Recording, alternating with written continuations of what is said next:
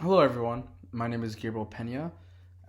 This video is for POS 361 American Foreign Policy online debate, and I will be debating how the United States was indeed correct in dropping the bombs on Hiroshima and Nagasaki.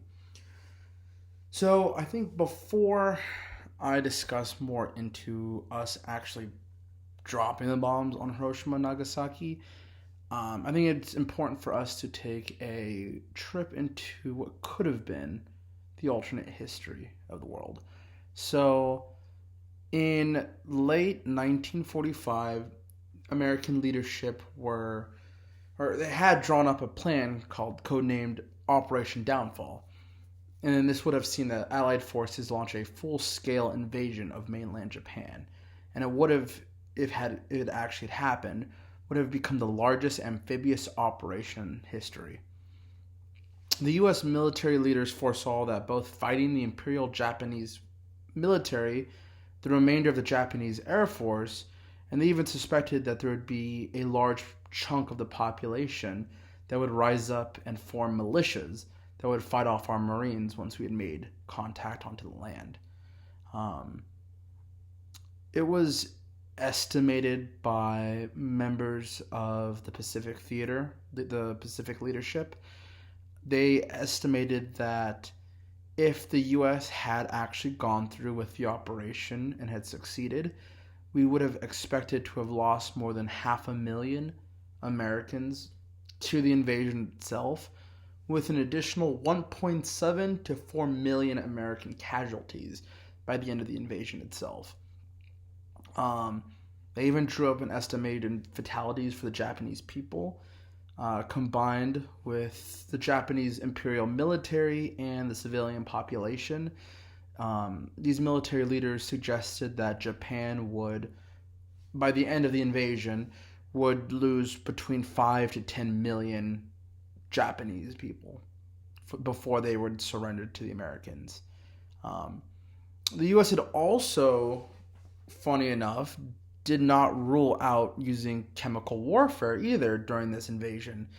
And while it wasn't actually suggested by any high ranking military leaders within the Pacific Theater, it was still an option on the table for the US. And they had suggested that they would have dropped pesticides to kill crops, kind of like what we did in Vietnam, as well as even using gas to cripple the Japanese forces before we even made land contact. Um, if we had actually gone through with Operation Downfall, it would most likely have extended the war for an additional 1 to 3 years while furthering American casualties and Japanese casualties throughout the time. And especially during, by the end of 1945, the Nazis surrendering, it really created a lot of war fatigue, especially on the home front. And with this fatigue, launching a massive invasion like Japan and asking for a million more men to sign up to travel around the world to fight in Japan was something that I don't think the American public would have been ready for. And I would argue that it would have created almost a really early version of Vietnam syndrome, that the public would get so sick and tired of the war effort and just seeing the casualty count of Americans rise throughout the war, especially if it took longer than a year, they would have called on Truman to end the war, or to at least even elect a new president who would have pulled this out. Now we're actually returning on to the point of the atomic bombs themselves. Uh, it was clear that the Japanese military and the emperor himself were very, very stubborn in not wanting to lose the war. They did not foresee surrender. Surrender was not an option for them. And even after losing heavy casualties during the Battle of Okinawa, I don't think the idea of surrender ever popped up in the minds of the Japanese forces. And I think they kind of expected, or they wanted, the Americans and the Allied forces to invade Japan, because I think they had a higher chance in their mind that they would win the war by causing so much fatigue within the Allied forces. But it was proven, and you can even look this up on the Atomic Heritage Foundation, that the U.S., before we dropped the atomic bombs on Hiroshima, had dropped leaflets that had warned the people of Hiroshima, saying, hey, the United States has a weapon that the world has never seen before that can cause great chaos, great damage. To evacuate Hiroshima, leave immediately, and to call upon the Japanese officials to call for an end to the war. And even if we hadn't dropped the bombs and this operation would have continued longer, we would have even seen the Soviets make a presence within Asia.